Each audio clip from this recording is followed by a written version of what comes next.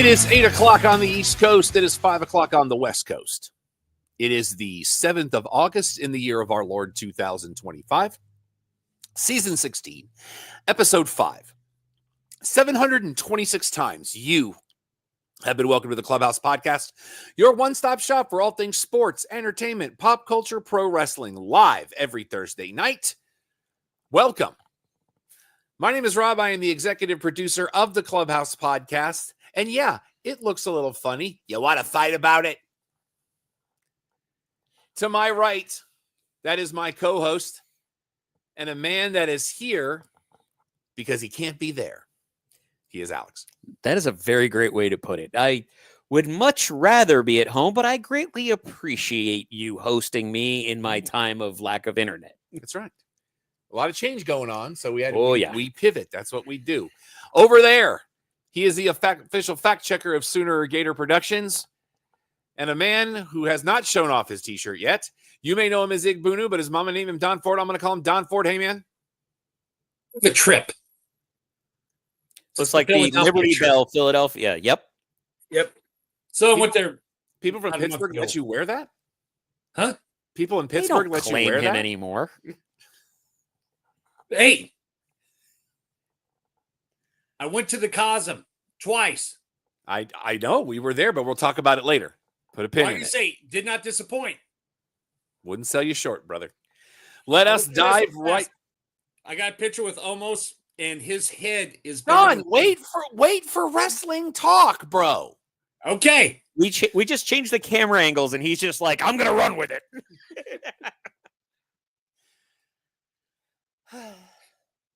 My guy, this is the shirt I wore. There you go. Okay, fair enough. Huge news drops yesterday. And it's actually going to entail both halves of this show. It is announced yesterday afternoon that ESPN now has the ownership of the NFL Network and Red Zone. In return, the NFL now has a 10% stake in ESPN. See, I wondered how that math worked out, like if it was purely ESPN or if it was a certain percentage via ESPN to the entirety of the House of Mouse. They've said it's only ESPN, correct, but one of those things is part of the other. So I'm going to, their app kicks off on the 21st. Mm-hmm. So the interesting question's going to be, and we'll go a little bit deeper into this on the other half of the show. Yep. Will I be able to watch Red Zone on the app? Mm-hmm. Now, granted, I currently have YouTube TV. It's over there. You can't see it. No free ads. Which is where I watch Red Zone, right, and NFL Network when need be. Like right now, the preseason game is on. Or will there be a la carte pieces to this mm-hmm. that people have to be, because the price point's $30 a month for the app. Asterisk. Correct. Yes. And people were losing their minds on the internet. Now, as Alex said, asterisk, we're going to come back to it, because there's a piece to this that a lot of people missed yesterday, including myself, until I dug a little deeper. And honestly, I missed it until he told me.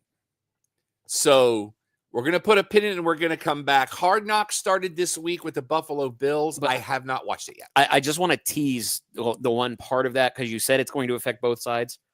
That was all in less than 24 hours. Yep.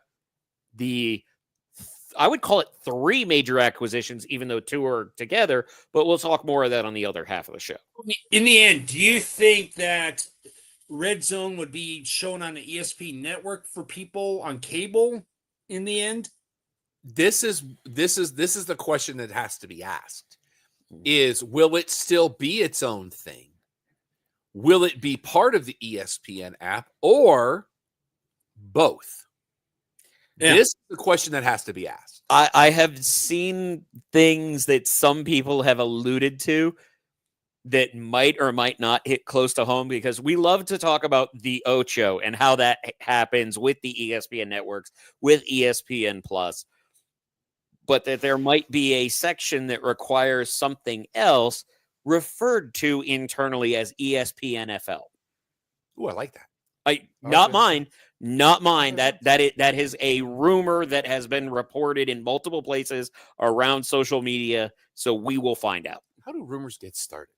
Somebody says something. By the jealous people, and people have to pay for the red zone and stuff like that. Mm-hmm. And if I do too. This if ESPN paid for it, why not put it on their network and get all the money, the revenue? Well, you can't put it on ESPN proper because you're going to interfere with programming. Mm-hmm. ESPN during football season actually has programming lined up as, I don't want to call it counter programming, but programming for people that really don't care about the NFL. They have filler for people who want something other than an oblong ball. How many networks? Right, but Don, that tends to do very well for them. I don't know that I would put it on the Deuce, although put a pin in that because I have something for that later. Then you've got ESPNU, which 99 times out of 100 is not broadcasting in HD. Mm-hmm. You got ESPN Classic sometimes. Well, Classic's technically shut down. It's shuttered, and it's on ESPN Plus. Now, I want to address Don's point real quick. There's not that many networks anymore, Don, because they've moved everything to streaming, which ESPN Plus allegedly will be sunset and replaced by this new service. Which still more than one network. And they but that's not saying much compared to what it used to be, Don. I understand, but still. They used to have 6, and they're down to 3. If you count ESPN News, it's 4. Longhorn Network would be 4. Well, technically that's now SEC rolling. I'm just saying that if I was the CEO of ESPN, I'm thinking I'm maybe on ESPN2 or whatever, one of the networks during the NFL games, put Red Zone on your network and people would turn in to watch your network. That is a horrible suggestion. I think it's a valid point of what he's trying to say. But they'd never do that. But like I said just now, on that network, that counter programming does very well for them because of people that don't watch the NFL. The other problem that you face is how this relationship is going to be dealt with when it comes to Fox, when it comes to CBS, who shows those games. Yep. Then you also have to ask, how does it affect the Sunday Ticket? Yep. Because the Sunday Ticket has not been mentioned in this deal because YouTube TV has the rights to it for the next 10 years. So there's a lot of moving pieces to this. And remember, part of that Sunday Ticket to YouTube TV was strictly because it was streaming, because they weren't allowed to go to an actual channel like an ESPN2. And you've also got the Amazon deal coming up as well. You've got Netflix, who's a player in this. You have a valid point, Don, but the problem is it's just not that cut and dry, especially if I've got to pick one that's got the most complex things to deal with, it's going to be the NFL, with college football a very close second. And didn't CBS get like a 20-year deal with the NFL? I believe like 5 or 10 years ago. So we'd still have a decade. We don't even know what the world or streaming or TV is even going to look like in that time frame. Fair. But I will try to watch Hard Knocks this weekend, get caught up so we can talk more about it next week. Right now, we're watching AT&T. It didn't disappoint. It was good. That's all I'm going to say. Good. I was happy. Right now we're on NFL Network. Baltimore is up 14-6, just about halfway through the second quarter.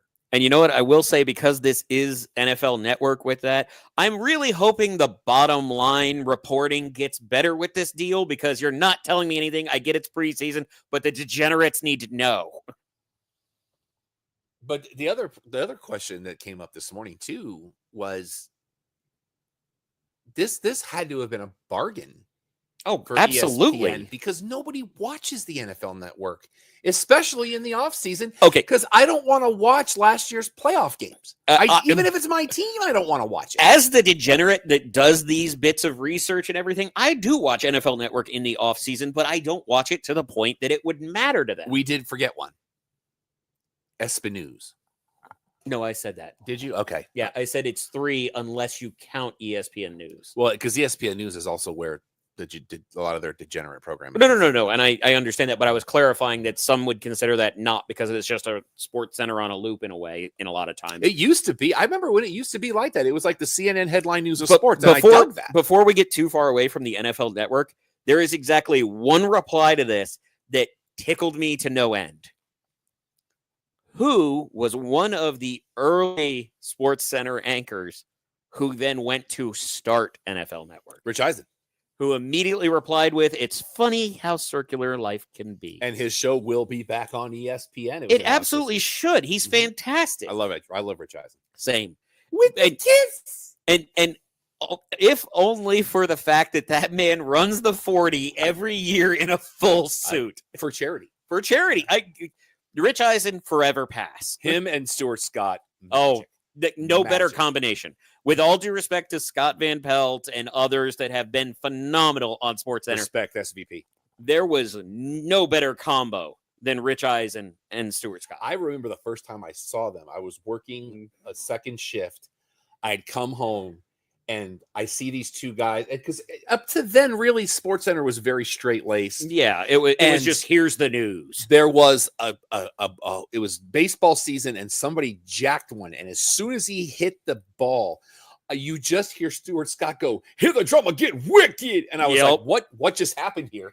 That, and I remember one time that the Bulls had the best defense in the league. And he said the Bulls defense was stingier than the only 7-year-old on the block with ice cream. Yeah. And I was like, this is one of the greatest things I've ever seen. Oh, absolutely. Stuart Scott, nobody is more missed in the sports world than that, in my opinion. And they did one segment where they switched bits. Oh. And Rich Eisen goes, "Booyah." And you just hear Stuart Scott, "Don't ever do that again." I love, God rest you, Stuart Scott.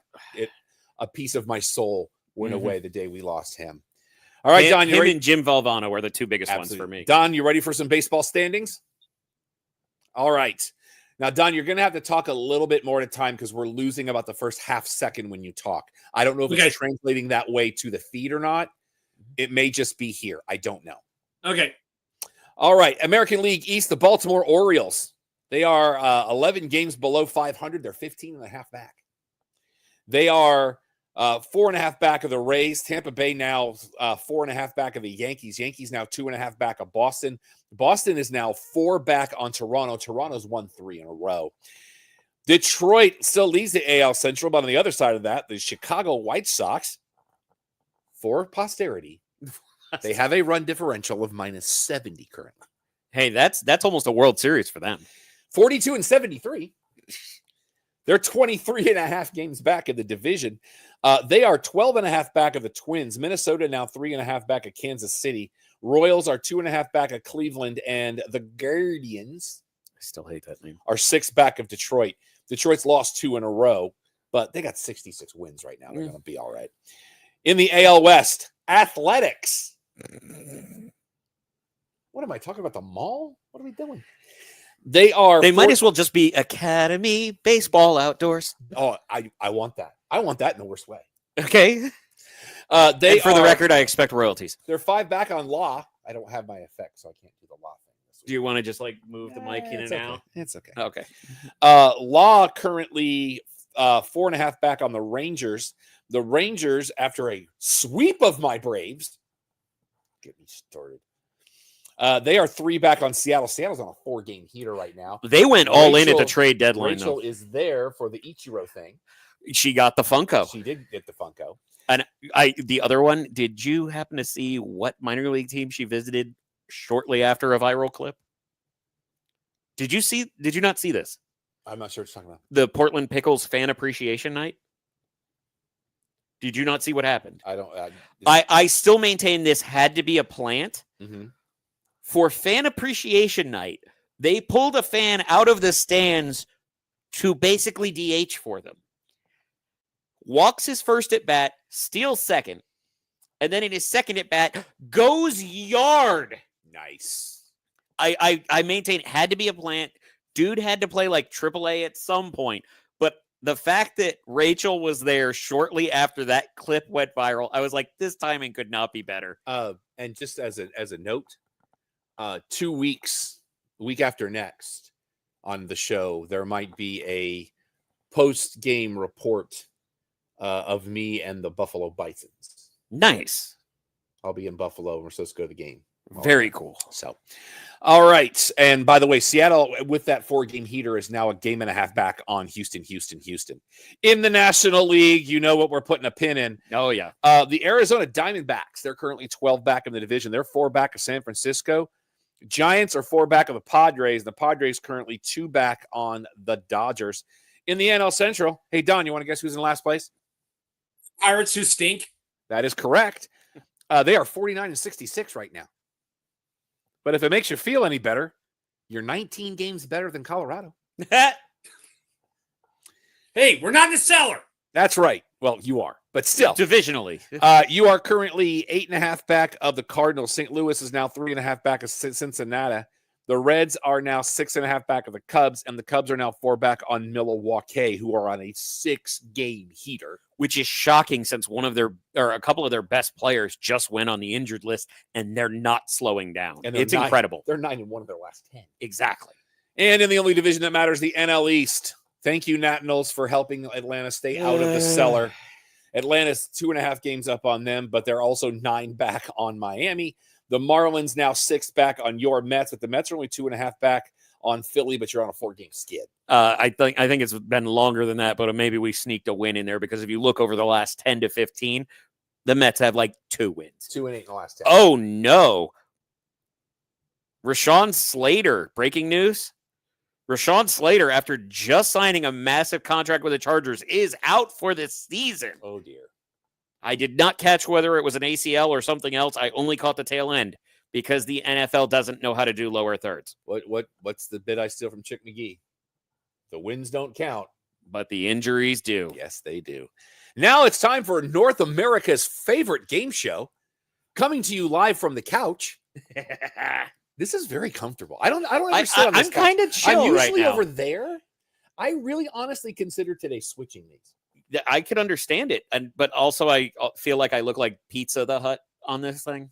I don't know. You look very comfortable. I am, but it's not a good look. Now, before we get into North America's favorite game show, I did see something within the last couple of days I feel would be dishonest not to share with Don before we open the game. Okay, fair enough. Don, did you see how many runs the Rockies lost a game to Toronto by within the last couple of days? No. They lost a game 20-1. They scored one more run than I did. So they lost with a -19. I just want to share that because I saw it and I would feel dishonest if I did not share. I appreciate it. When I put this pillow in here, it makes this thing kind of look like a walrus. And then I can do that. I was really thinking is it Dami? Dami? Cool. Damu. Damu? Domo. Domo. Domo. Okay. Domo. We need Steven for this to verify. All right, boys. It's time to play North America's favorite game show. What is the run differential for the Colorado Rockies for the 97th week in a row? All right. I'm going to be daring. I thought I'd say 300, but with that smashing, I'm going to say 310, -310. All right, Alex? I'm going to play the long game on this one and say -285. Do we remember what last week's total was? I believe it was 277. It was in the 290s. Or was it? Yes. Can I change my guess? No, you may not. Okay, fine. The Colorado Rockies have achieved their 30th win, kids. So they're 30 wins ahead of us, to borrow that phrase. They're 30-84 right now. So they are 54 games under 500. With a 263 winning percentage. But still proving that Denver has some of the best fans on the planet because they're still selling that place out. They are currently 23.5 games behind Arizona, which puts them 35.5 games out of first place. At a minus 54. Yep. That doesn't seem logically possible. They are 16-42 at home, 14-42 on the road. So again, consistent. Consistently terrible. They're 3-7 in their last 10 on a 4-game skid. The closest without going over. I kind of think it's going to be done. Is not on this couch. It's done. And the only way I can say the current run differential for the Colorado Rockies,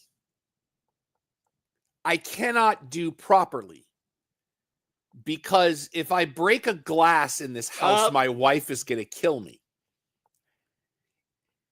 So I will simply say, da-dun, da-dun, da-dun, da-dun. They are a minus 316, Don, on August 7th. So I want to point out that you weren't very daring, Don. You were just right. This is nothing short of fantastic. We are witnessing history, people. Not good history. Hey, history's history.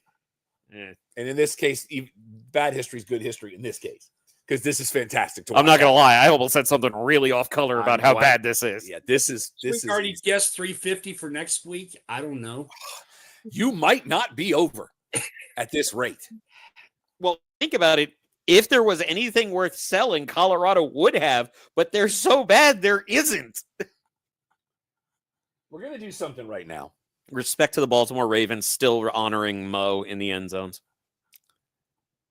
I want to look at their upcoming schedule.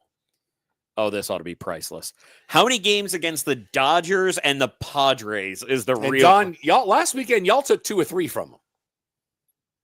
What does that tell you? They're that bad.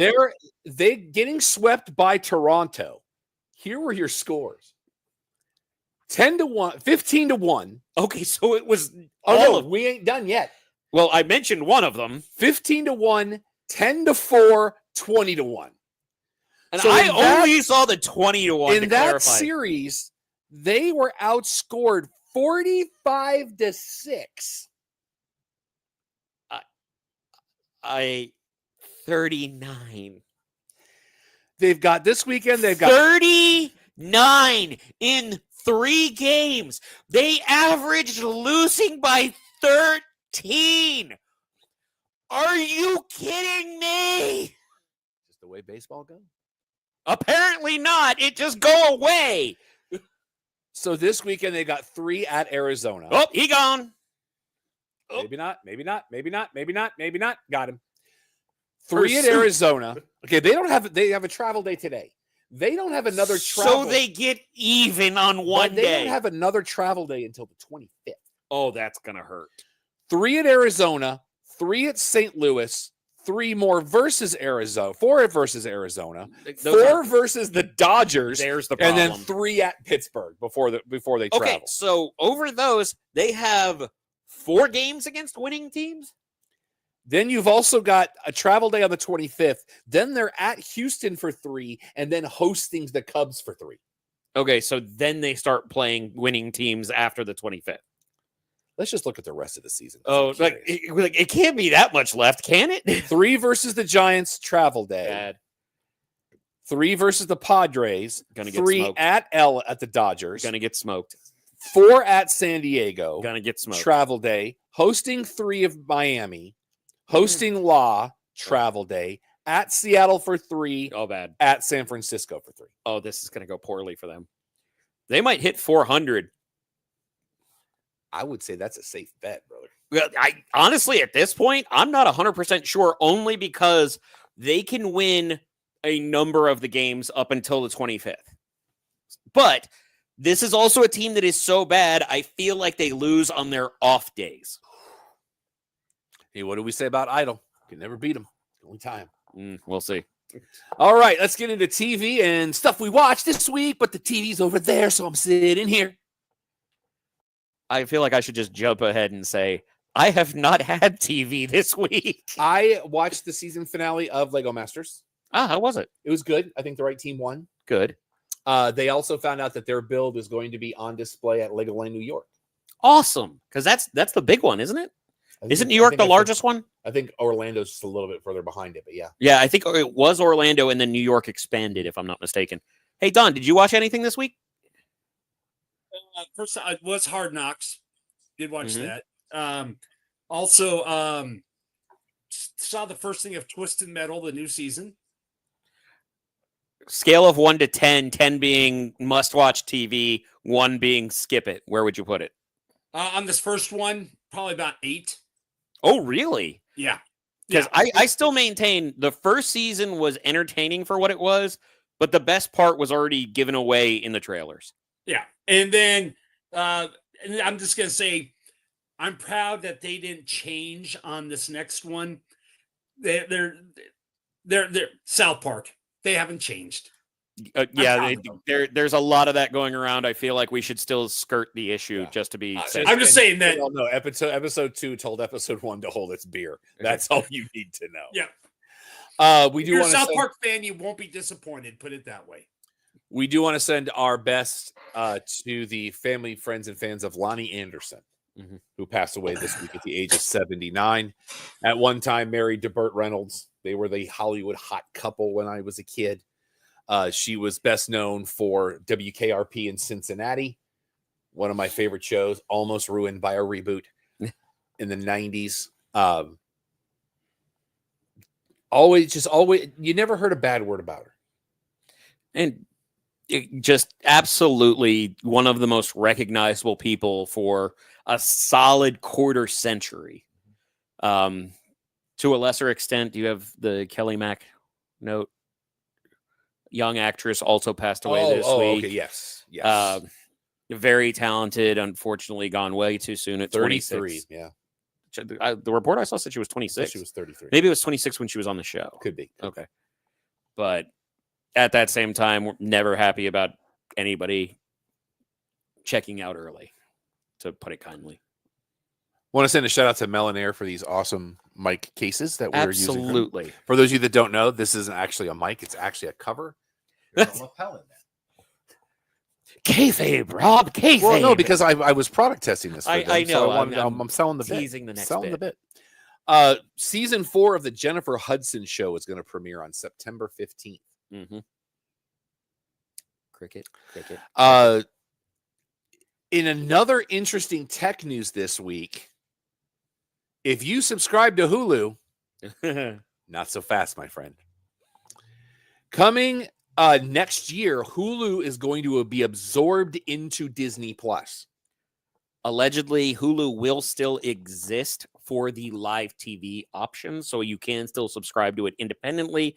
They are working to see if they can fully absorb Hulu with the live TV deals, but because there are so many contracts with networks, similar to the ESPN allusions earlier, there is a very strong possibility that Hulu live TV will remain a separate entity. I'm not betting on that. Nor am I. So, question is we have we pay for the premium Disney. Do you think we get Hulu commercial free then if this goes through like that on Disney? We'll find you know as much as we do right now, Don. I'm currently paying a killer deal for it that I got. Apple TV has canceled FUBAR after 2 seasons. FUBAR was on Netflix. Yes, it was. I have it in the wrong place. I actually watched the show and got very confused. I don't know why that's there, but Arnold was on Jolly a couple of weeks ago. Mm-hmm. This the new episode. Oh no, the Momoa. Nice. And it is glorious. Of course it is, because you just go find Jolly on YouTube. Not now, after the show. Go find Jolly on YouTube. Look at the new episode with Jason Momoa. It's fantastic. Did you see the other Momoa news this week though? That he shaved his beard and he doesn't like it. Oh, he hates it. But what was the phrase of why he did it? That I don't know. He openly said Denis Villeneuve is the only director that could get him to shave because he will be filming Dune 3. Yep. Let's see. Duncan, Idaho. Let's go. Apple TV. This I know is an Apple TV headline. Remember the 2006 movie The Holiday? Nope. Where basically, I think it was Don looked this up. Was it who was in The Holiday? That was that Is that Cameron Diaz? I honestly don't know. That's why we have a fact Like I checker. said, I don't remember the movie This at was all. a movie about two people that switch houses for the holiday season. I have literally never An heard American of this. and a British person. Kate Winslet and Cameron Diaz, Jude Law, Jack Black. Yeah. Shockingly, I have never seen this. It's not a bad flick. Oh, I'm not judging little it. hokey. I'm literally just saying I've never seen it. It's a little hokey. Okay. But I liked it. They're turning it into a series. So maybe So we're going to get basically multiple. it's going to be holiday house swaps. Well, maybe we'll just get multiple holidays. Like one season will be Easter, and another season will be, Arbor Day. Insert Deadpool joke here. Okay.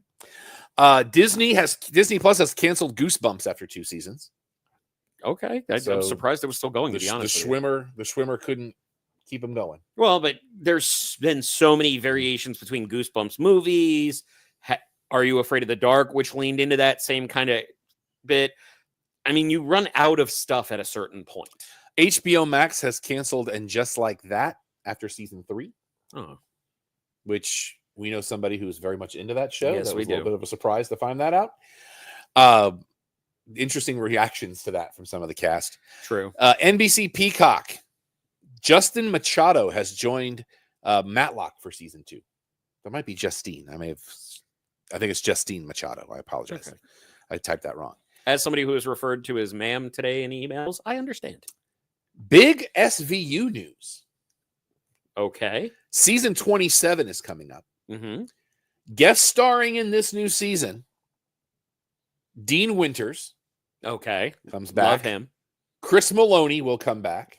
Gotta have him. And BD Wong returns to SVU for Nice. a guest this season. I'm a big fan of BD Wong. Very excited. I like that he's getting what feels like a bit of a career resurgence with the Jurassic World coming in and him doing probably the best work in those movies. And they've renewed American Ninja Warrior for season 18. I will never, ever be disappointed in seeing more Sasuke, which is the original title in Japan. Fun story. When I wound up violently ill in Rome, I could only understand 2 things on TV. Takeshi's Castle, love it, and Sasuke, because I didn't need to speak Japanese. I just understood obstacle courses. There was only one English channel when I was in Spain when I was 16, and it was Sky, and the only thing I could watch on there were month-old episodes of Another World. Oh my God. Yeah. I want to make a joke, but we're not talking about that stuff. So update, Rashawn Slater tore his patella tendon. No, thank you. And is going to need surgery and is out for 2025. Now, this next one is a Netflix headline. Mm-hmm. They're producing a 10-episode comedy series about a golf legend who will be played by Will Ferrell. Okay. And co-starring with him is fellow SNL alumnus Molly Shannon. Well, that's a home run pairing. Mm-hmm. But I also have that moment where I'm like, we're already kind of doing Stick in that same kind of vein.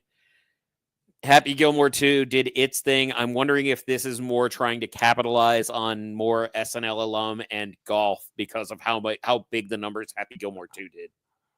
So I'm going to give it a shot. I love golf. I love Will Ferrell. I love Molly Shannon. I have Netflix, so let's go. Paramount Plus CBS News. Mayor of Kingstown season 4 is coming in October. Good. I know there was some concern still because Jeremy Renner and coming back. Season 2 of Landman comes in December. Still need to watch the first. If I can about the last mayor of Kingstown there, he did the last season after the incident and the rehab and everything. And you can, if you knew, you could tell there was a little slowdown, but not much. But he did dang good considering the situation. On this season 4, I think he'll even be more healed. He'll be better. Good. I didn't disappoint. There was a lot of reports of having to adjust shooting to help with that. Hopefully they'll have less restrictions because Jeremy Renner is a phenomenal actor. Oh, yeah. We do have a name for the next spinoff of Yellowstone with Luke Grimes. Okay. It's going to be called Y:\Marshals. Y:\Marshals. That makes sense because if you watch the show, he kind of was the last remaining of the upper echelon with the Marshals, even though it was kind of Don, would you call it more of a quitting towards the end there that might wind up having him pulled back in, as Pacino might say during a movie? Sorry? On which one again? Casey on Yellowstone. It wasn't a clear bit, but they basically left it to the point where it could have been him quitting, but I could see a circumstance where they need him because he is that bridge between natives and the rest of the population. How they do this thing, I loved the series. I love the series, but how they ended it, if they ended it there, it's great. But now they're adding more. I don't know. I'm with you on that one, Don, because it felt very much like a closed loop. But I can see the situation where they carry on with just Casey because, if I can say it, he was the only redeemable character through the entire series. Everybody else had this turn where they weren't likable. Where he was the daughter. She made the show too. Kelly Riley was awful in the best of ways. That's what I loved about it. I was going to say the exact same thing. How you doing? Well, what was that, Don? I can see her added too. I would like to see more if they do add more of her because she. I believe she's gone, Don. I think she has picked up a number of roles because remember she's also not American. Yeah, I understand. Italian. Yeah, so I'm very judged. I'm kind of scared. I think we're both cautiously optimistic. Yeah. And the Roku channel has renewed Tracy Ellis Ross's solo traveling for season 2. I've actually heard really good things about that. I like her a lot. Yeah. Roku's one of those things. I never fall into it. I mean, I had to wait until I had to rent Weird or buy Weird separately. And they've now got another streaming service on Roku. Roku does. Yeah. Well, they want to be something so badly they can taste it. Only TV on DVD and Blu-ray this coming week, 1923 season 2. Speaking of Yellowstone spinoffs. Let's get into our movies and stuff we watched this week in the movie theater on a TV that had a movie on it. Don. Getting about to start the Happy Gilmore 2, but Faith had no say. She has no interest in seeing it. I'm like, okay. Has she seen the first one? I think maybe she has, but she's just like, no. So I will say this. If you haven't seen the first one, you're going to not follow the second one at all. It is gratuitous cameos and callbacks, but it works. I still maintain your climax to culmination almost entirely kills the movie. I'm just because MJF's in there, so I'll still give it a shot. Let's save a note on that for the other half of the show, but I saw something from MJF that made me laugh hysterically regarding Happy Gilmore. Okay. Raven's just Brandon went back right before the half. Okay.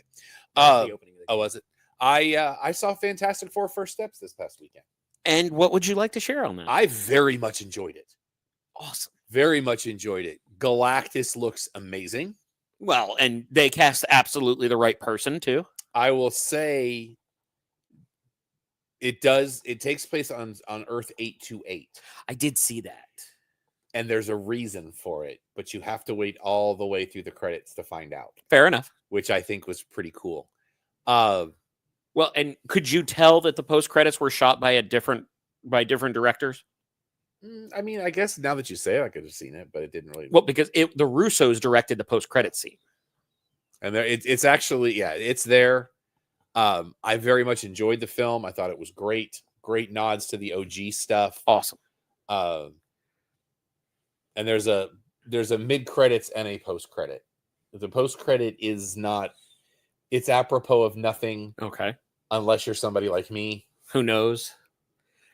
Okay. It's referenced in the film. Can I ask you a risky question that I'm hoping you can answer without spoilers? Oh, I will try. We discussed something that was added to the trailer. Am I going to remain angry? No. Good. We also saw, I forgot to add this, we saw Fantastic Four on Sunday before we went to the Cosm. And it was good. It had its points, but it just seemed a little weird to me and Faith. Just that's the best way she kind of put it. Why? Do you think that you did not have the, as you would call it, Greek cred? Yeah. Yeah. Okay. So you think it might have missed the average fan? There is one piece of this, and I need to do a little research, because one of the Fantastic Four's powers, I don't know that I've ever known to be a thing. That's an off-air conversation, definitely. But that was not a. I'm not talking about Ben Grimm. I wasn't thinking that. I think I know who you're talking about, and I think I saw the same thing, even though I did not. I'm the only one that hasn't seen the movie yet. The CGI was good. It's Marvel. It better be. Yeah, the plot didn't bore me, and I kind of saw what they were doing with it, but it's just kind of, it didn't blow us out of the water, put it that way. But again, we didn't hate it. Would you call it more of a phase building block movie then? No. Okay. Because it's an independent story. Gotcha. For now. Okay. And there's another movie I saw, but we'll talk about that.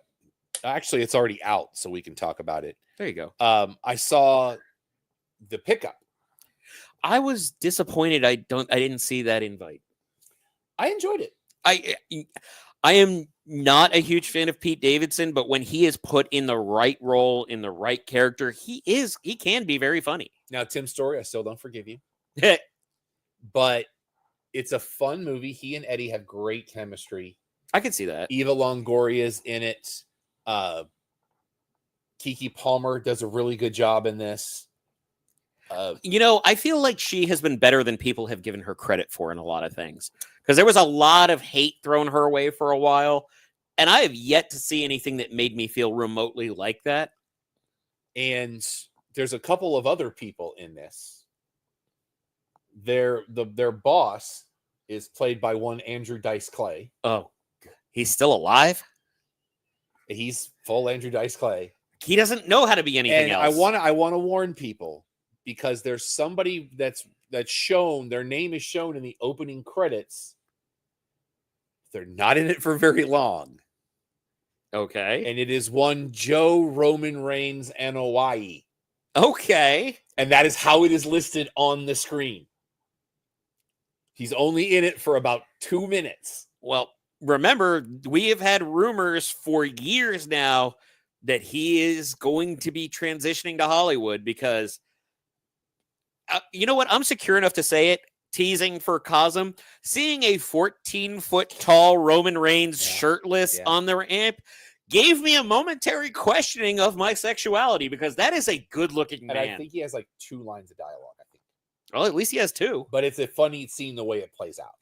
I honestly, I'm just waiting to see how his other big role is going to play out, but we're not going to know that for a year or 2. So, and that's part of why he was written out. Mm-hmm.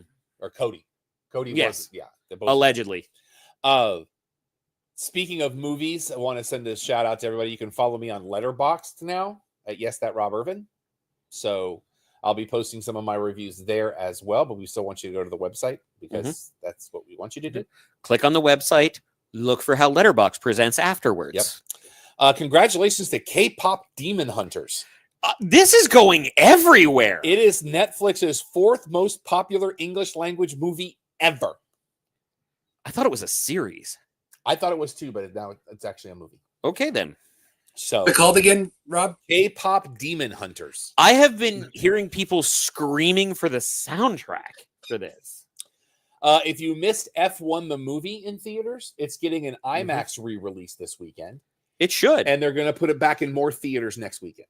And it's perfect, because this is that time of summer where things start to wind down. Yeah, you get the wane while people are going back to school. So why not get that last bite at the apple? No pun intended. That's not the only one, I believe. I think there's a couple other movies that are going to be going later on. Yeah. We are getting A Quiet Place 3. Makes sense. In July of 2027. Krasinski will be writing and directing. He better be. He done the other ones. Exactly. So, I don't think he directed the last one, did he? He directed both. He did both. There have been 3. He wrote and directed the first, part 1 and 2. I don't know about day 1. I don't think he directed. Don, can you look up the one with oh my god. I was going to call him Johnny Storm. Hold on. Let me find out. Joseph Quinn. I think it was called Day One. And Lupita Luongo. Yeah, I don't think he directed that one. I just love that the cat's name was Frodo. But the gist is I that placed Day One. What's that? Let's see. But anyways, it was directed by Michael Sarnowski.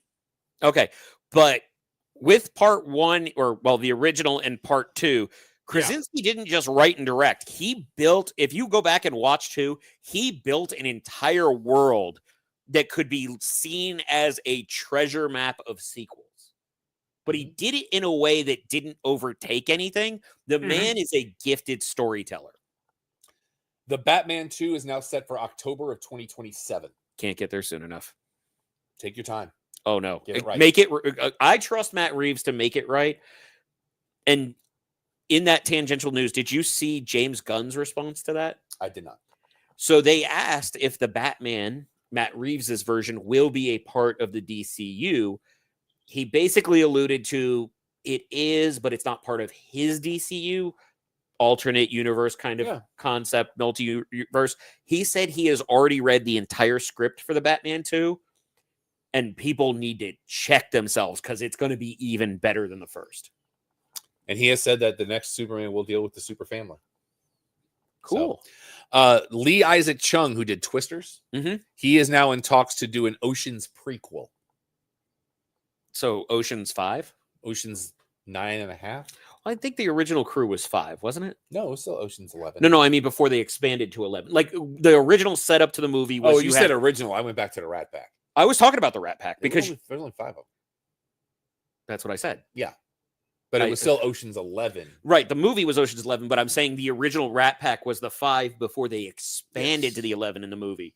Also, I liked that ending better. It was less satisfying. 20 times better. It was less satisfying, but it was a better ending for the story. Better ending. The scene after was shot better. Yes. Just the sad walk. We know that Denis Villeneuve will be directing the next James Bond film. Mm-hmm. We now have the writer. Yep. Peaky Blinders creator Stephen Knight will be writing the next James Bond film. Stephen Knight, give that man all the money because I have yet to see something from him that I didn't enjoy. And that also led to some other people assuming that meant a certain Cillian Murphy was now in the running.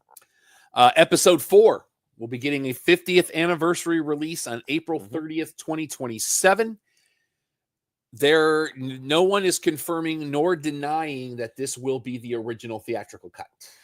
I wouldn't be surprised if they do both. I think it'll be the original. Well, but what I'm saying is because it is the anniversary, I could see them doing the original, but also doing screenings of the, what did he call that? The mastered or the special. It was just special edition. Okay, I thought he had a term that he wanted that Lucas wanted to use with it. Either way, it's more Star Wars. It's in theaters. I say thank you. Do you like the Charlize Theron? We know Craig does. Do you like the Channing Tatum? 2 for 2. They are co-producing a film directed by Jonathan Levine that they will be starring in called Dance Parents. Oh, God. Because here's the other thing. Bring this to me now. Gorgeous. Give me all of this. Gorgeous people who are amazing talents, but amazingly funny. Bring me all of this. Give me all of this. I want all of this. Oh, is this going to be like best frenemies kind of thing? So. I hope it is.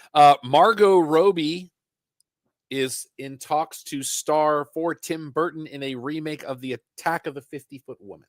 I believe that is all but signed at this point. I am intrigued. I don't know how to feel yet. I'm not in. I want to go to their land. Yes, but I'm intrigued. That's one of those. I want to watch it from a distance and judge before I step in. Daniel Kaluuya news. Daniel Kaluuya. He is going to be writing and voicing the spinoff for Spider-Punk. Yes, please. Isn't you are Kaluuya? I left a wire. I said it. It's but isn't he the one that said that he bought every comic that featured Spider-Punk and read all of them before that movie? It wouldn't shock me. I mean, the man prepares. Lilo and Stitch will hit Disney Plus on September 3rd. Good. So 2 days after Labor Day. Netflix. Just in time to beat NFL kickoff. Netflix is rebooting TJ Hooker as an action comedy film. Yeah. And is Ben Stiller involved? They haven't said who. Well, you know why I ask. What about William Shatner? Will he make a cameo? I'm sure No, he'll thank make you. a cameo because it's his thing. And No, thank Heather you. Thomas and KJ Appa, who you might remember from Riverdale, who also played Jeremy Camp, and I still believe did a great job. He's going to be playing Jimmy Stewart in a biopic. That I can totally see. That kid is one of the most underrated actors in Hollywood and is a fantastic talent. I feel like he's starting to get stuck in the whole teenage vortex where people aren't. Hopefully this gives him more of a canvas to show his talent and he can start getting into more things. Because I remember, wasn't there, he said he walked into a casting at one point and they went, wait, you're not actually red-haired? And it's like, oh, God. Aubrey Plaza, how you doing? Love her.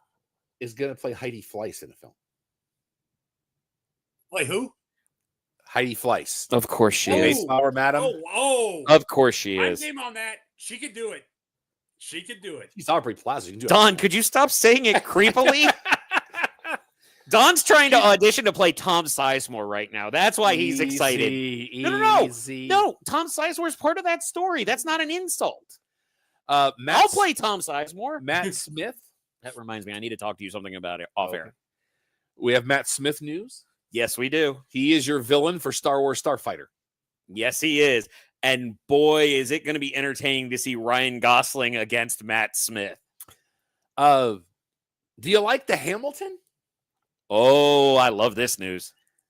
The Hamilton thing that aired during the pandemic on Disney Plus is actually going to get a theatrical release for its 10th anniversary on September 5th. But allegedly not the edited version that is on Disney Plus. Still one of my favorite lines from anybody ever. Did you hear it from Lin-Manuel Miranda when they did the Disney Plus? I did not. So there's a certain word that Disney does not like that is mentioned a few times in the original Hamilton. So he openly said, yes, it's been edited from the original for Disney Plus because I gave a few Fs to make sure it happened. There you go. Did you boys enjoy the movie Greenland? Actually, I did. It was so much better than it had to be. Don, do you remember Greenland? No. Okay. With Gerard Butler. It was.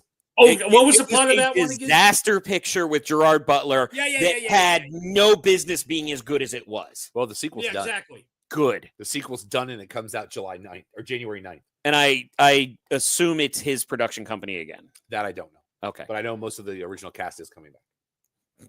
Those that survive. I don't know. I didn't see it. And we have somebody in final talks to play the Kurgan. I hesitate on this just because that is such an iconic character. And for the record, Clancy Brown, one of the most underrated actors of all time. You play the Kurgan and Mr. Krabs and in Shawshank Redemption. The man can do no wrong. And that voice. But did you see who's in final talks? I was going to throw to you for that.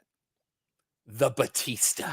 I am good with that. Yes. Because honestly, I was wildly impressed with his range in a character that normally doesn't have range when he was in Dune.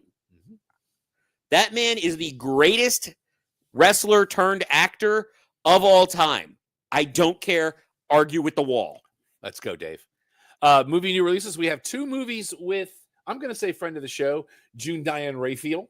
Yes, we do. She is in Freakier Friday this week, which is getting pretty good reviews.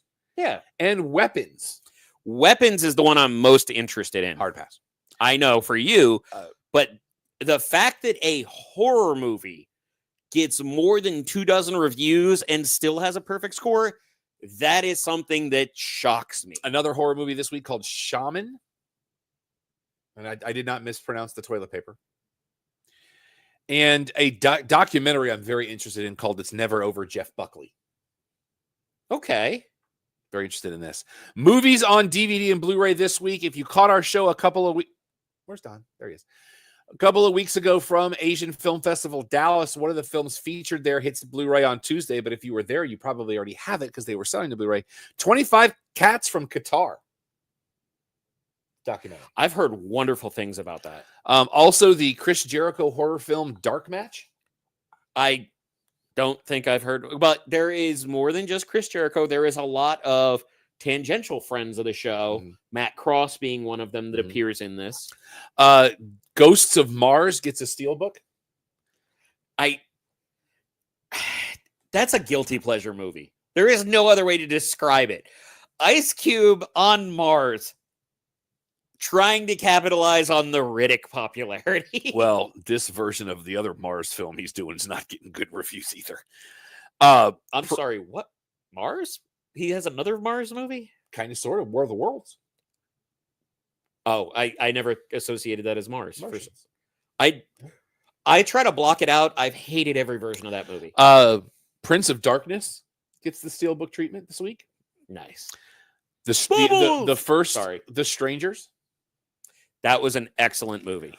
All 4 Toxic Avenger movies are getting special editions this week. Because of course they are. Did you see that headline from Peter Dinklage? I know the movie's getting released. But did you know he's not physically in 95% of it? Oh, really? It was voiceover, and it was another actress who studied his mannerisms to be able to portray as Peter Dinklage would inside the suit. And he went on a tear about how phenomenal she is dealing with being in that suit in 95-degree weather, risking heat stroke, and doing a phenomenal performance that lived up to what he called better than he could have done. Straight Outta Compton gets a 10th anniversary limited edition with a steelbook. I can't believe that's been 10 years. Arrow Video does Poseidon, the horrible remake of the Poseidon Adventure. Oh, I was going to ask if yeah. And the Criterion Collection does Cairo Station this week. I've heard good things about it. I've never seen. I put all my Criterions together over here. Oh, very cool. So, and they're by spine number. Oh, yeah. So you and your OCDs sometimes just eclectic. And then I've got Arrow Video. I only have one Arrow Video title, and it's Mallrats. Yeah. So that's over there. Hold on one moment, please. Doing the thing. And now this.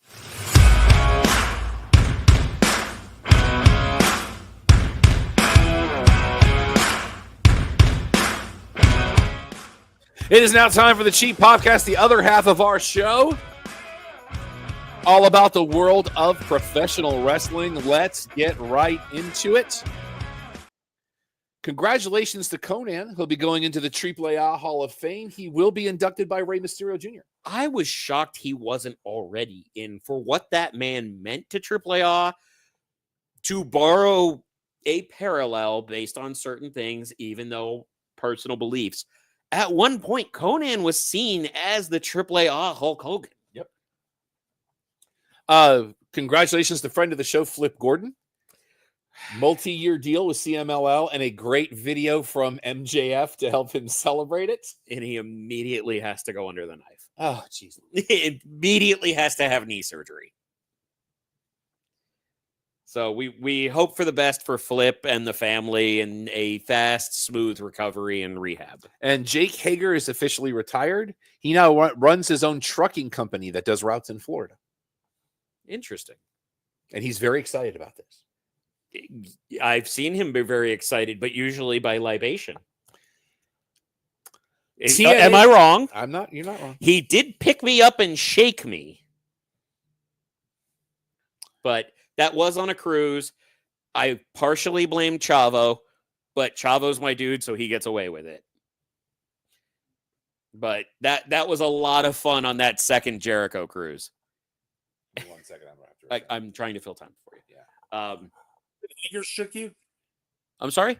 You said Hager shook you? A very drunk Jake Hager in a purple bucket hat picked me up and shook me like a toddler. Yeah.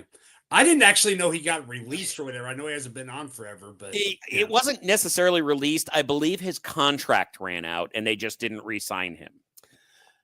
TNA news, the rumors now that they might be heading to A&E, but also might be heading to CW. Yeah. Although another person has entered the chat. Go on. Your current front runner is actually Peacock. So they would be filling a void. Hey, you know what? There's been so many memes about people canceling Peacock the moment something else happens. Why not? Because that might be part of the deal. That thing is starting in 2026. WWE Please will move to the new ESPN platform. $325 million a year for 5 years.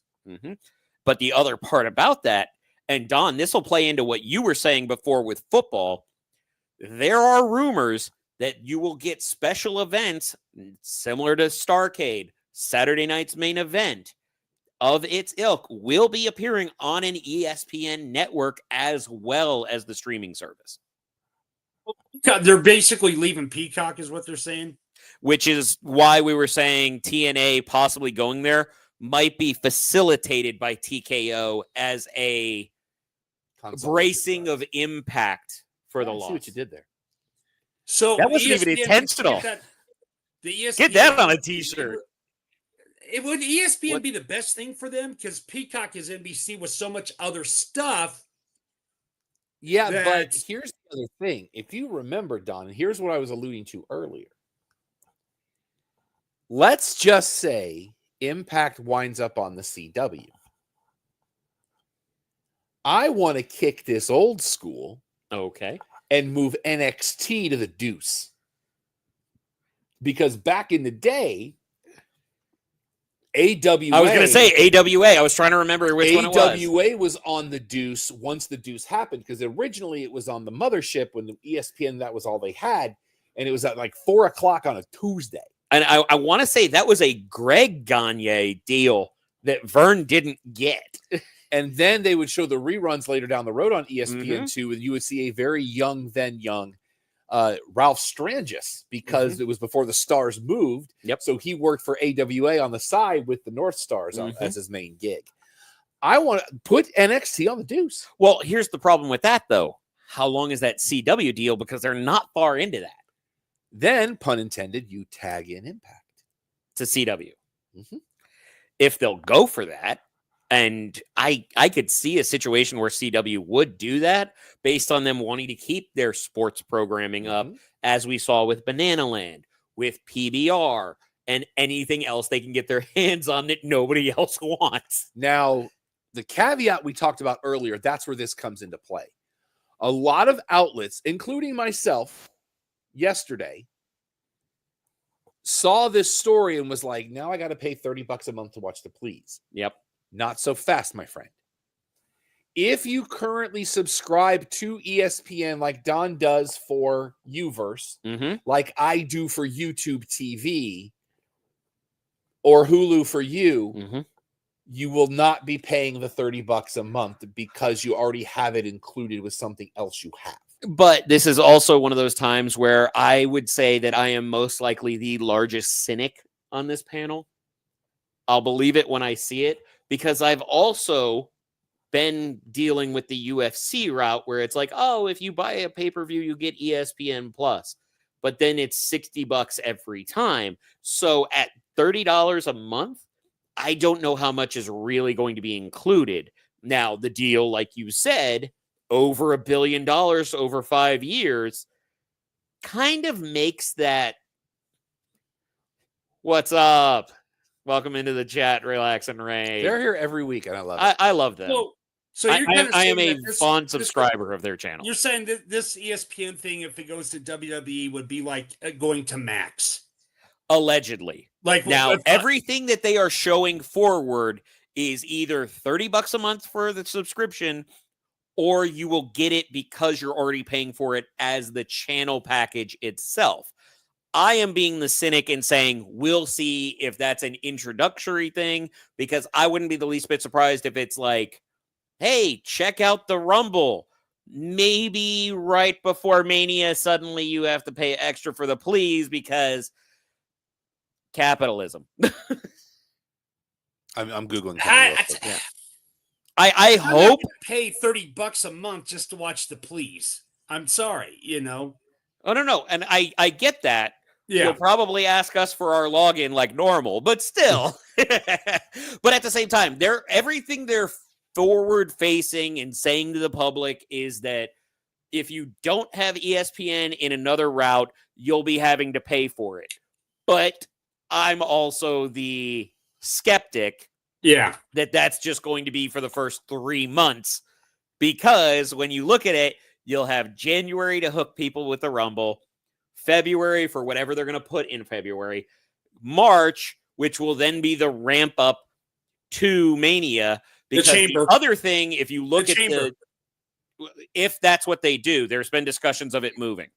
Huh? There's been discussions of it moving to and using something else, whether it be St. Valentine's Day Massacre or whatever they do, because that's one of the specials they've been talking about putting on the streaming network or an ESPN channel. But that would be the ramp up right to Mania and would be a 90-day trial like all of these services like to do. Again, I'm being cynical. I have nothing to base this on. But one of the notes that really caught me off guard on this, did you see the number of pleas per year they said will be for the ESPN streaming service? I did not. How many pleas do you think there are in a year? Somewhere between 12 and 14, probably. They have said it's 10. In the write-up from TKO themselves, it is 10, which leads me to believe they may not do something in March to literally just ramp up to Mania with a special or something like that. A Saturday night's main event. Bingo. Mm-hmm. I would actually like them to do a spring stampede, but that's just me. Starcade. That's December. Yeah, but still. There are conflicting reports, but more saying no than yes, that Austin Theory has been released. A lot of outlets are saying no, that is not the case. There are some that still are. What I have heard from a couple of people directly involved is that he is injured, not released. Good, because I like that. He is an amazing person, although he did tell me to F myself at one point at Topgolf. So the story about that is what percentage of people are right-handed? Most of us. Yeah. Austin Theory is not.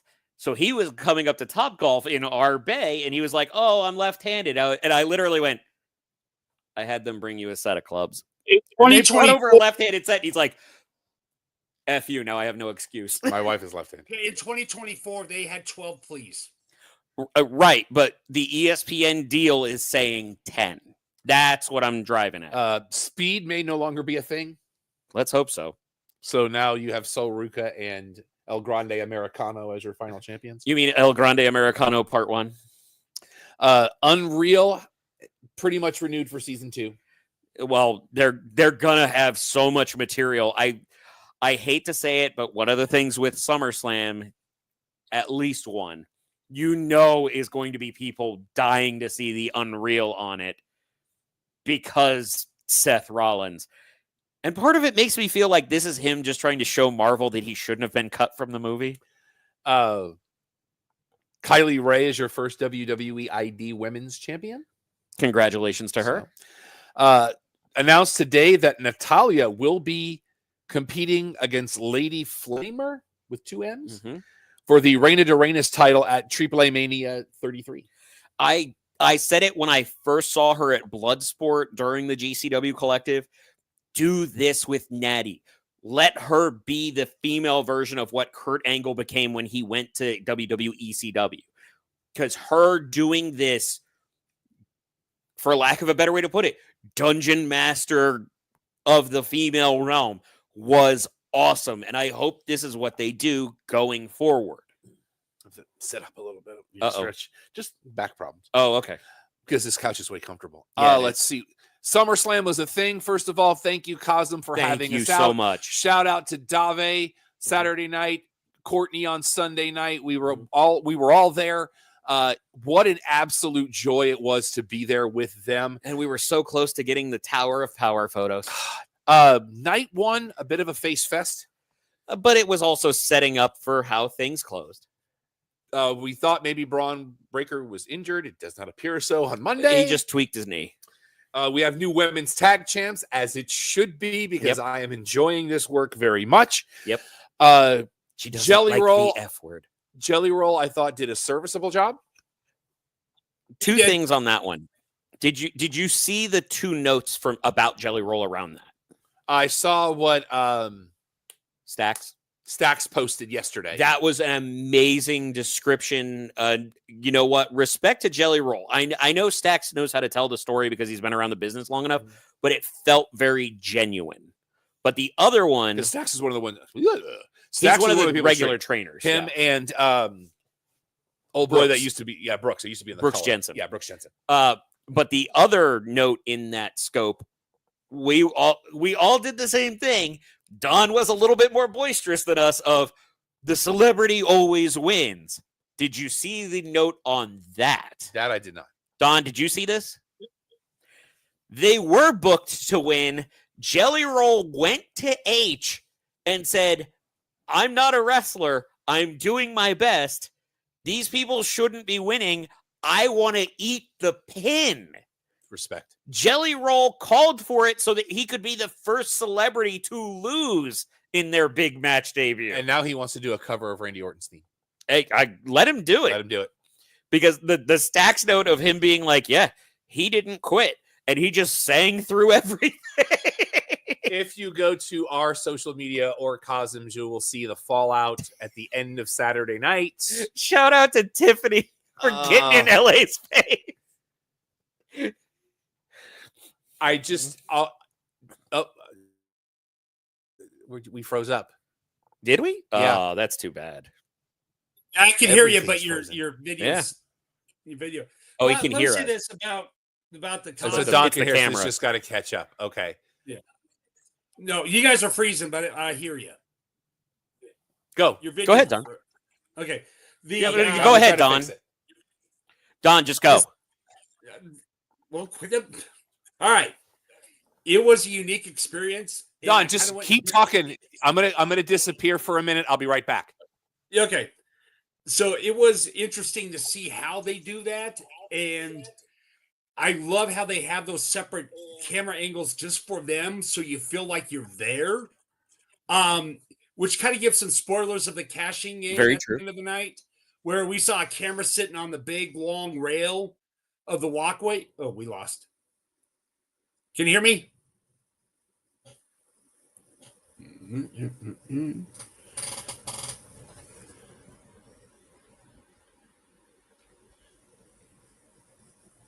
Well, this is riveting.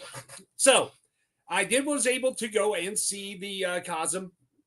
It's 3 levels.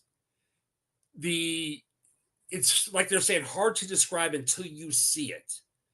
But once you get in there, you're immersed.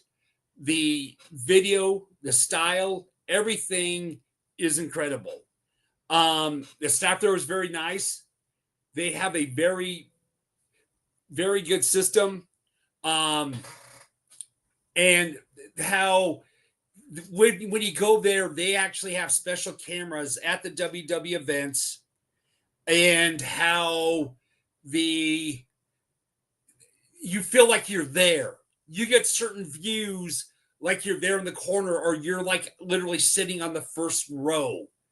And the thing I like is how they changed to the different specific cameras they had just for the people that were there at the Cosm. Another cool thing about it is that they showed the regular feed, like if you're watching it on Peacock, you're watching it on the side. You could see it on the top of the screens there. You could see the actual regular feed, but it didn't. In case you want to see what's going on when you're watching it live on the Peacock. So, I like how I'd be interested in seeing how they could add stuff like the do movies like The Matrix there. I'm very interested in seeing how they could do stuff like the stuff like Premier League games like Chelsea and stuff like them going in and seeing the how they could do like specific views they have for soccer games. So yes, is it more than can the seats be sometimes higher than if you're to watch it on Peacock or pay for a subscription? Yes, but it's an experience where you are able to feel like you're there in the first row. You're part of the pay-per-view. You get behind the scenes, how the people work, and you get spoilers. So I was talking about my experience there. Also, I want to say this though, real fast.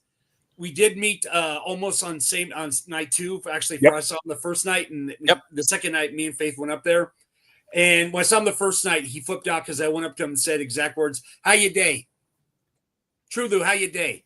And he just looks at me like, "What?" And I go, "My wife's from Nigeria," and he starts smiling. I go, "She's from Seple," and showing a couple of shots of. So he thought that's kind of funny. And then so night 2, we went down there at the meet and greet, and he goes up there, his face goes, "Todo tupele!" And he goes, "How you day?" And they start talking in their dialect, which was so cool, the native pidgin. But he did a shot, which I have of him putting a big hand over her head. I mean, just about shout out to Amos and Meechin for coming and hanging out. I didn't get to meet them because it was just the line was forever long. But but I talked to him real fast. I said, "Hey, I remember watching Keith Lee at MPX before he made ROH." And I go, "I know he's out right now, but wish him a great recovery." And she goes, "That's cool. Thank you." Don, when we were rebooting, I was wondering if you touched on how the atmosphere felt when you're in Cosm, because people get into it and you get the chance. LA did it. Now, LA really made I think the crowd at the very end. He had a lot of fun on the first night. Even on night 2 during the main event, as the show went on, more people got in, you feel like you're at the stadium. Yep. Or at the arena, whatever you want to call it. But it was a stadium, Don. You were correct on that one. Yeah. But I'm just saying, if you go like you watch Raw there or something, you'll feel you're like at the event, especially that camera, right? Like you're sitting ringside, not the elevated looking down in the corner, but the one that's right there. No, you're on the wall. in the front row. That was incredible. But how the crowd was even doing, "Let's go Cena sucks." You can't wrestle chants, all that.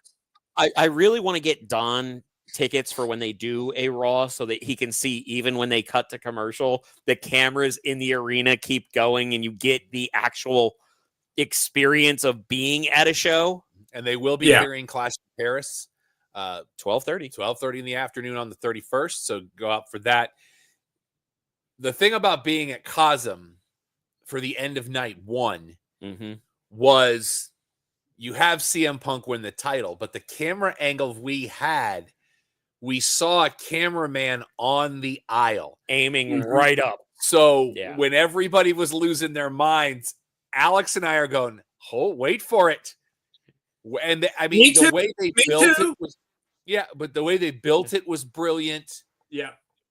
And when Seth didn't have a mic and was just yelling, I'm like, here we can, because again, going into this, we said, we don't know if this injury is legit. Like, his injury prone as he is, we weren't sure. And then that happened. And I was just like, as soon as he stopped walking, I was like, yep, here go the crutches. Yep. And a great moment, I think, again, his Heist of the second summer. cash-in at a major in the main event, and paid off well both times. But at that same time, I was telling you in pre-show, yes, it felt like it worked everybody, but it felt dirty. How so? Because there was so much played into the sympathy aspect of it. I want to believe, especially with how Saturday night's main event went, that it was concern over a genuine injury, because we did have reports that they had to have the swelling go down to look at it. I am hoping that was where the end of the true injury was, that they genuinely believed, and then turned it into a story when they realized it wasn't as bad. Otherwise, it just feels like toying with people a little too much for my taste. Like when Kevin Nash did it and it was like, oh, it's just a cast sitting there. Everybody knew he didn't actually break his leg. Right. This one felt like it took advantage of people and their concern for him. To make it like they would be And the then- heels more, how about he gets, after the match, they come through the crowd. I know Brock was injured, but the other Bronson, he does some splashes, takes up the knee, splashes him 3 times, and then Rollins runs down to make it look more like a heel. That was the booking I said that night, where I said let Braun attack Seth or attack Punk, and then Seth just uses the crutch to pin him. Yeah. Allegedly, Gunther will be taking time off with an injury he's been dealing with Yes. for a while.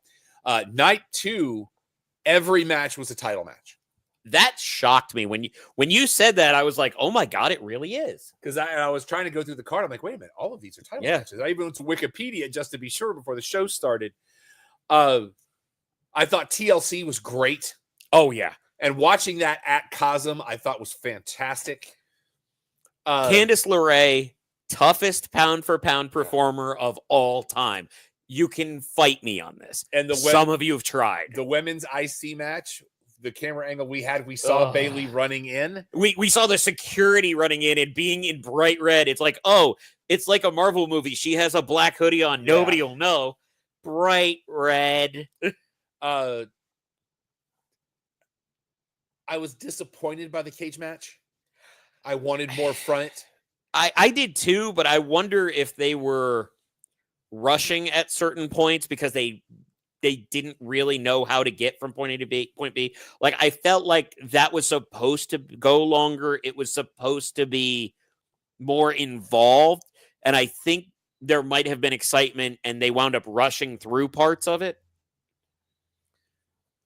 I was very puzzled by the opening of SmackDown, which was probably the point of Cena and the promo. Yes. Okay, now I'm with you. Because it really even had me guessing, how is this going to go at the end of night 2? Well, we were talking about red herring Yes. versus, is this a real turn? Is it a double turn? And part of me did go, they wrote themselves into a corner. This has run its course and they're just bailing on it. I still feel like this was a test run to see if you could have bad guy on camera, good guy off, and still sell merchandise. I am firmly believing that. And they did, for real. Yeah.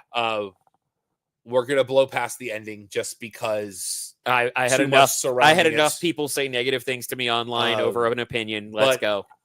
Just so that people know that there will be no questions from the press during the post show going forward for the foreseeable future. Oh, I don't know if you saw, they're not doing a post show anymore. Okay. Let's see here. What did you notice Zelina Vega's gear on SmackDown? I did, but I don't know from Masters of the Universe. It felt familiar, but I couldn't put my Yes. finger on it. Yes. Okay. I was like, Eva Lynn checking in. It looked great. Yes. Looked great. Well, Zelina makes everything look great. Don't kick me, Tommy. I love you too. Rollins and their crew are now the Vision. So adjust your roster appropriately. That was trademarked months ago. It fits for what it is. It's just not inspiring. Congratulations to Brittany Reese from NXT. She got engaged. Brindley, she got engaged. Yes. And I gotta say, Hank and Tank are having a decent run with those. You know what? They are fun. They are just fun. And getting to be in the arena when they won, it exploded. You can't tell me otherwise. I like those guys. AEW News Full Gear is now set for November 22nd at the Prudential Center in New Jersey. So we'll have back-to-back weekends because that's the weekend before Survivor Series. I still love the concept of people saying, hey, I know we got All In the South, but could we get at least one more? Well, let's see. On Collision, Megan Bayne and Penelope Ford have aligned with the Triangle of Madness, which makes me wonder, are we setting up women's Blood and Guts?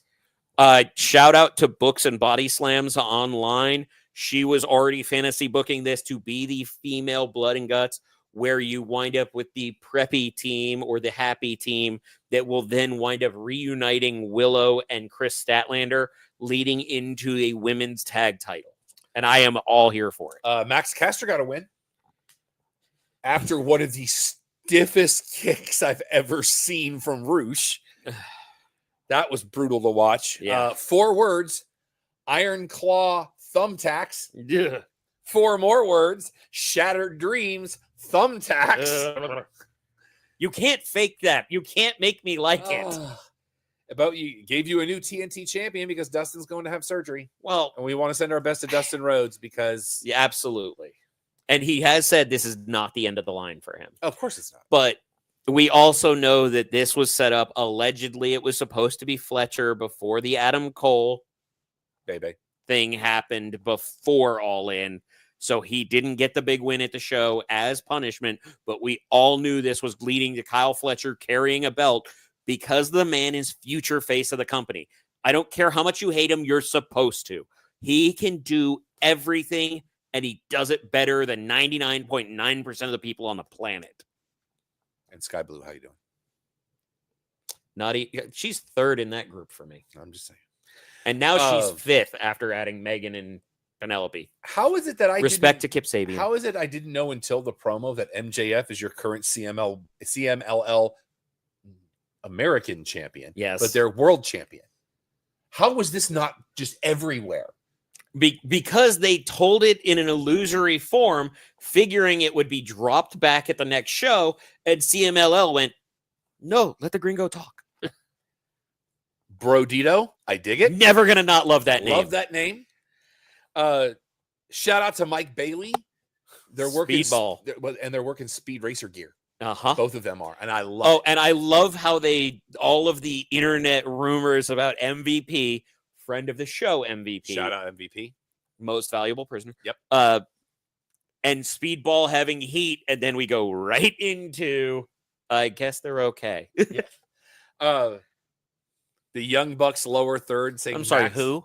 They're still the Young Bucks. The lower third saying Max and Jeremy made me giggle. Jobbers. Love it. And and Justin Roberts, they read this verbatim. Loved it.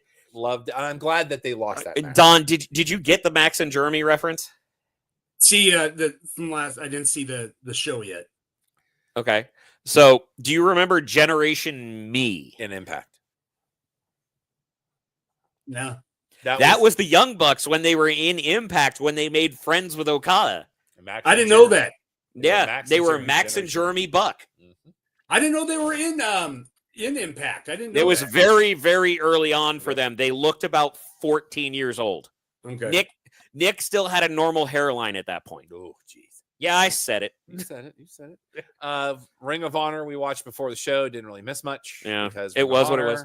But we got the Mystico singing, so that's always fun. Anything else you boys want to talk about? Plain and simple. There's certain things like that I've boycotted this company for, and I'm gonna say this. Don, if this is the end of SummerSlam, we're not talking about it. Okay, because you can't dodge. We can. We're not going to talk about it. May I put a bow on this? Please do. I think the three of us agree. We don't agree with what was done, but that's the end of it. Yeah. We can't, we're not going to go down that rabbit hole. We don't book, as much as we said, book in the checkbook, it ain't us. Yeah. I know. So, which is also not within the confines of the things we talk about on this show. Also true. Because it's a family show. We're going to keep it positive. Moving along. Want to let you know, keep an eye on the channel. You never know where we might show up coming up soon. Is it bright and enemy like? You never know. I don't think so. It's not mine either. No, it might be yours. Could be. Somebody you might hang out with. Maybe not in the daylight. A colleague, perhaps? You might not. You never know. But make sure you're following Don all has the no shows. idea what we're talking about. Make sure you're following all the shows right here at Sunset Lounge DFW. Make sure you're following the YouTube channel. There's so much great content. There's literally something for everybody. We want to send a quick shout out to CBD House of Healing. Yes. Right there. Go to cbddallas.com. I don't have my copy with me tonight. It is on Preston Road. In very, very far north Dallas. Yes. Make sure you go visit them. It's all natural. It's their own standards. They are a women-owned business who is also a licensed nurse. A registered nurse. Registered nurse. Yes. Well, that's licensed. Medical professional. And they want to make sure that you can be free of your aches and your pains and all of the things naturally, because self-care is the goal. That's the main thing. So go to cbddallas.com for everything you need to know. We're so glad that CBD House of Healing is part of our family right here at Sunset Lounge. Make sure you're following all the shows. I know. How about that? We got the sticker on there. How about that? That's right. We're not afraid to brand. You can over there. There's a QR code just over the top to the right of Don's head. That's where you can find out all of our social medias. You can follow me on your social medias if you like. Everything is that Rob Irvin. That is spelled ERVIN. I am Vexploit on all social media. But before we get into the other things, I do want to give a shout out to the Lone Star band or high school band director Tim Hickman and his wife Catherine, welcoming me to the new area in Little Elm. It was a pleasure to meet you at the HEB. I'm sure I'll be seeing y'all again. Shout out. But if you'd like to help out the show, please go to ProWrestlingTees.com and search for the Cheap Popcast. That's right. You can get a lot of different designs, a lot of different color options with those designs. If you're an artist and you want to contribute a design or even have a tweak for ours, you can reach out to me at alex@theclubhousepodcast.com and you will get 100% of the proceeds of any shirt sold with your design on it. Get those awesome shirts and even make me look good. ProWrestlingTees.com/cheappodcast. At Twitter, I'm at Moonu. IGBNUU. If you want this madness in your place, email me down to clubhousepodcast.com. That could be the quickest he's ever done that. Well, he did skip one of the U's. I don't know. But we were just at Asian Film Festival. Dallas had a blast there. So We got much some fun. more remotes coming up soon. Shout out to Nelly LaCorgi. That's right. Coming up next month, the It Came from Texas Film Festival. We had a great time this week at their press event. If you want to get the opportunity to see Bonnie and Clyde on the big screen, Nice. the John Wayne version of the Alamo at almost 3 hours long. That's going to be shown. And that's just him walking? The Great Debaters. Oh. Followed by a documentary about the real people that movie is based on. I love when they do that. There's going to be some great special guests there. There's also going to be, they're showing the documentary that SMU worked on with some archivists, and I'm losing my references, about all of the coverage the day of the JFK assassination and how the Parkland deal. Well, really, but basically what it's more about is how the rest of the world relied on Dallas media to feed the rest of the world learning more about it. I've seen some clips from it. It looks great. Our friends from the Mock. That's how Dan Rather got his start. Yep. Oh, really? He was local here in his JFK. He was the only. I didn't know that. Thank you for that, Don. Our friends from the Mocky Horror Picture Show will be there on that Friday night, and they're not telling that we don't know what the movie is. It's going to be interesting. No idea what the movie is. Like they wouldn't even let us at the press event. They wouldn't even let us guess. Do you think that they would be worried about other people trying to jump in and say stuff? No, I think what it is they want it to be a surprise. Okay. And so I'm very excited about that. Looking forward. Hopefully I'll be able to get out there. Last year my wife was having surgery, so we couldn't make it. And that's also the weekend of Dallas Comic Show. Okay. So we're going to try to figure all that out because we love supporting Kelly and all of her endeavors. This is the third year that Kelly gets a pass above most anyone else of the festival. This year's theme is True Texas Tales. Yes. So I kind of want to see Bonnie and Clyde on the big screen. That would be a lot of fun. Because that came out before I was born, so I never got the opportunity. So make sure you go to Google It Came from Texas. It's an offshoot from Garland's website, Garland, Texas. I found out at that presser that Garland in the heyday, they had 3 movie theaters in that town. Back when they only showed 1 movie theater at a time. They had 3 and a drive-in. Oh, wow. So shout out to the city of Garland for having me out on Tuesday night, if I remember correctly. It's all blurring at this point. Everything's blurring. I think it was Monday night because I had to watch Raw when I got home. But it's summer in Texas. Everything blends together because it's melted. But I'm not complaining because it's not. We're having a pretty good summer overall. Yeah, we are. So glad to have you on this side of town, sir. Thank you so much for very excited. You're going to get to see some more cool content because we're not an hour away anymore. I'll have to get Don up here at some point, do some cool stuff too. Yeah, we'll be able to start getting back on those. Why are we punishing ourselves with movies? Yeah, I've got to have my wife pull the DVDs out of that bag. The DVD version of the bag was a bad idea. Well, I don't know that it was a bad idea. I got to add us back to the stage. I'm not sure what happened there. We got taken off the For a stage. sec. We're back. We're back. So, gentlemen, always a pleasure. as we do each and every week on this show. Join us every Thursday night, 8 Eastern, 5 Pacific, your one-stop shop for all things sports, entertainment, pop culture, and pro wrestling. I'm trying not to hit the button so the lights don't come on above us. So until next time, for Alex, for Don, for the Empire, I'm Rob. Clubhouse is closed. Brittany Palmer's been pretty quiet, but she's planning a wedding. That's also So, we got to give her some leeway.